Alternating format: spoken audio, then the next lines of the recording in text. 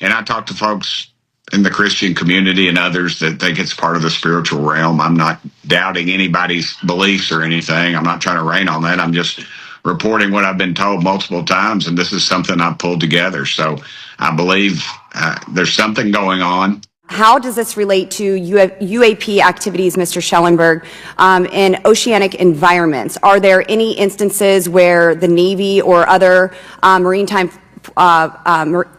forces have encountered UAPs that could not be explained by known technology or natural phenomena?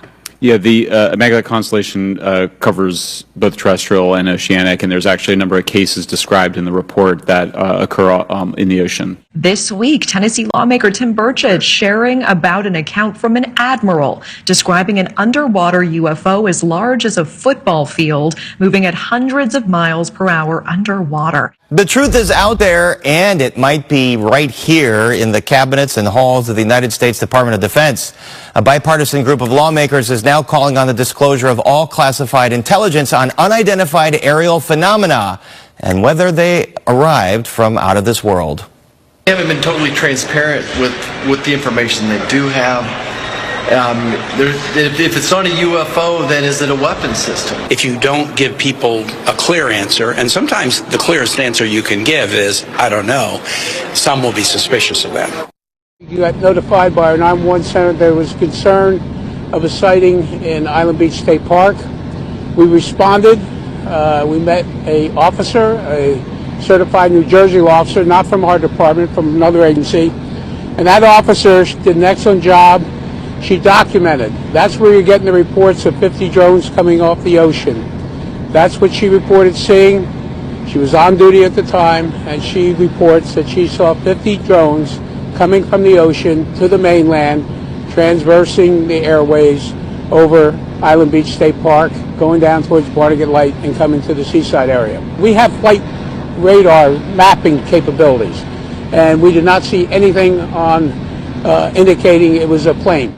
You know, in all your experience, right, what do you think, Sheriff Mastriani, what do you think is actually happening in the skies over your community that could help kind of calm, you mentioned the word hysteria, right, and that's what happens. It's something like this is talked about so much that people believe that they're actually seeing a bunch more that they're actually seeing. But there is something going on. I saw it firsthand. So what are you telling folks, and what do you believe is actually happening? Well, as I said, whoever it is has a lot of resources. Mm-hmm. The concern is that nobody has seen them take off or land. How's that possible?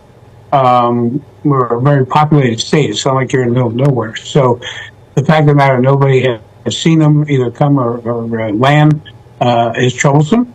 There are rumors that have come up to the Hill of a secretive project within the Department of Defense involving the manipulation of human genetics with what is described as non-human genetic material, potentially for the enhancement of human capabilities, hybrids.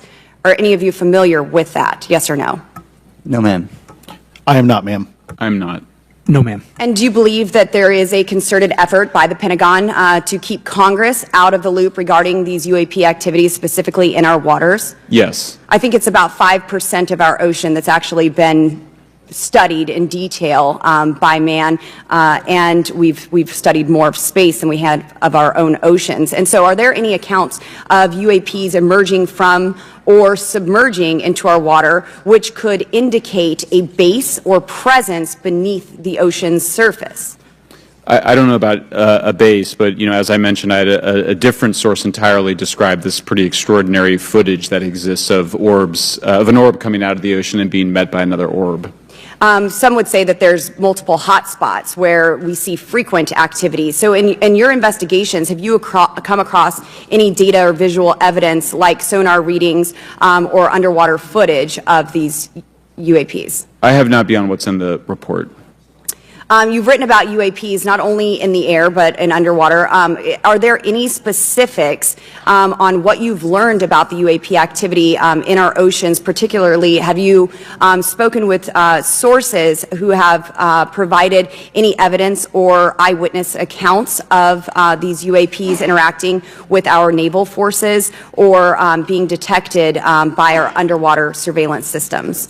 Nothing beyond what's in the report and then the specific case that I mentioned with the orbs. And there's basically, I've been told there's 5 really deep sea areas that we know more about the surface of the moon than we know about the surface of the ocean there. And you have a lot of UFO or UAP activity there. And people are sighting these things. You're having sailors, you're having different people all across the world. And the numbers seem to be higher in these areas. And that leads you to believe is something traveling light years? Is that even possible in our realm of thought? I mean, you're talking about the light from the closest stars left there before the time of Christ when we see it at night. So, you have to think, well, maybe something is here, and has it been here long? And, and I talk to folks in the Christian community and others that think it's part of the spiritual realm. I'm not doubting anybody's beliefs or anything. I'm not trying to rain on that. I'm just reporting what I've been told multiple times, and this is something I've pulled together. So I believe there's something going on. And our government, once again, is spending tens of millions of dollars on something that they tell us does not exist. Comet, asteroid, or something else? A Harvard astrophysicist believes there's a strong likelihood this is a craft of alien origin. Give me the best case for why you think this object may be extraterrestrial and maybe alien form. Well, first, its brightness implies that if it represents reflection of sunlight from a solid object, it needs to be 20 kilometers in diameter. That's bigger than Manhattan Island. And this is a giant rock. The previous interstellar objects were hundreds of times smaller. So it just doesn't make sense that the third object from interstellar space will be 100 times bigger than the previous two. And we won't see anything in between. And moreover, there is not enough rocky material in interstellar space to deliver us a rock of this size, 20 kilometers, over a period of about a decade that we conducted the survey of the sky, because this material is very rare, and you expect it once per maybe 10,000 years or longer. And so it's surprising if indeed it's a rock of that size. NASA is saying this is a comet. It poses no threat to Earth. Can you take us back? What exactly did this admiral tell you? Well, the last thing he told me was they're real. He said they're real. It was just me and him talking in a doorway, actually, and he described sonar readings of something, and I believe it was described as large as a football field, and the speeds were just something that we're not even close to being able to do underwater. I wasn't thousands of miles an hour. It was in the realm of a couple hundred miles an hour, but still, I think the closest thing we've got something that does close to 40 miles an hour, maybe, or 45, something like that. I don't know, maybe some of our secret apparatus, but anyway, and this is not the first time this has happened. Mm-hmm. And I've talked to others that have said the exact same thing. People that were on a ship or on a sub, that's something, they had weird pings, things that showed up, and they moved at such a speed that it was just not fathomable. And he turned to him and said, "We have uncovered things that we do not understand. They're moving at speeds that we do not understand. They're at angles, stop and go." He said, "I don't know if it's a wormhole. I don't know how they are doing it, but they are doing it." You've been meeting with some lawmakers here, and you're calling on Congress to pass the bipartisan UAP Disclosure Act. If they do pass it, what will we find?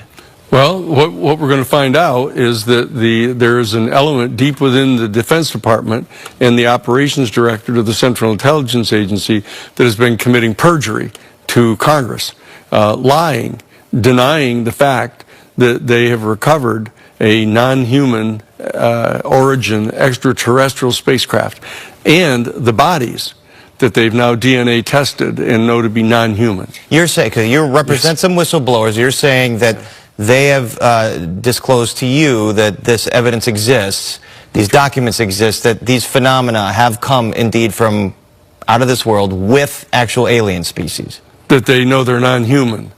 Did they describe what those species are or look like? Well, actually, not yet to the public. We've gotten this information out. But the fact of the matter is that if we get this bill passed, and we're getting in the process this in the first week of September, we're hoping as soon as they come back from their summer break, that the Senate is going to pass a 64-page bill that mandates that all of the information that is 25 years old or more, that's basically anything before 2000, basically has to be immediately publicly released to the people, okay?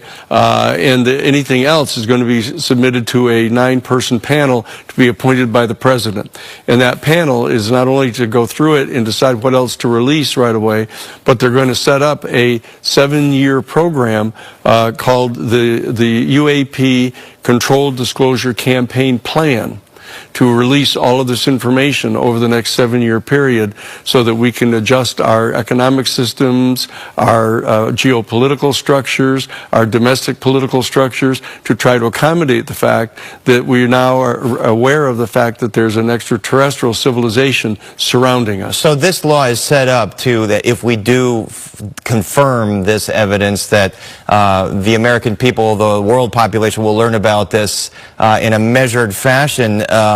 Does this include some of those space or those craft that were captured by U.S. Air Force pilots that seem to descend from the atmosphere to the sea, you know, within seconds, defying the laws of gravity and physics? 0.7 of 1 second. 0.7 of 1 second. From 80,000 feet. In stopping instantaneously at the surface of the ocean because they've been engaged in a back engineering program. They've had these craft for some time and they've been engaged in back engineering the technology, trying to replicate some of these.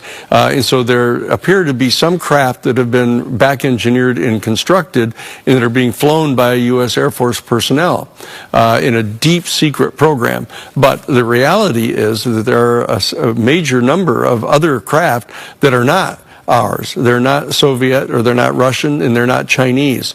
And so they're from somewhere else. But now that they've recovered the bodies and they've actually DNA tested them, they know that they're non-human. Okay, so, all right, say this gets confirmed. What you're saying, what your whistleblowers have told you that worked in the Defense Department, how long do you think that they were here? Well, they've been here, basically, a lot of the sightings started right around the dropping of the first atomic bombs in 1945. That's when they began showing up around White Sands in the Yucca Flats, and they've been spotted since then. And that they've been, the first crash retrieval was recovered in 1947. Okay, so they've been here since then. And there's all kinds of evidence indicating they've been here periodically earlier. You know, when this story first came out a few weeks ago, as a resident of New Jersey, as a journalist, I didn't pay it much credence. I thought it would turn out to be a bunch of pranksters and this would all be over by now. The experience I had last night, however, changed the way I feel about this story completely. What I saw was more sophisticated than I ever imagined. Take a look. 1, 2, 3, 4, 5, at least 5 lights, 6 lights. I didn't believe what I was seeing. But what was I seeing? We're here in central Jersey. We've been looking for the past hour. I think we've seen about 40 or 50 of these drones. In fact, there's one over my shoulder right there. One after another, after another. You know, the Ocean County Sheriff, that drone unit, they have an industrial grade drone. They put it up. They were tracking one of these drones, Elizabeth, and they said this thing easily evaded them, disappeared out of thin air. So, you know, to me, it's, if this is not our military, then it's even more scary, and we need the answers, frankly.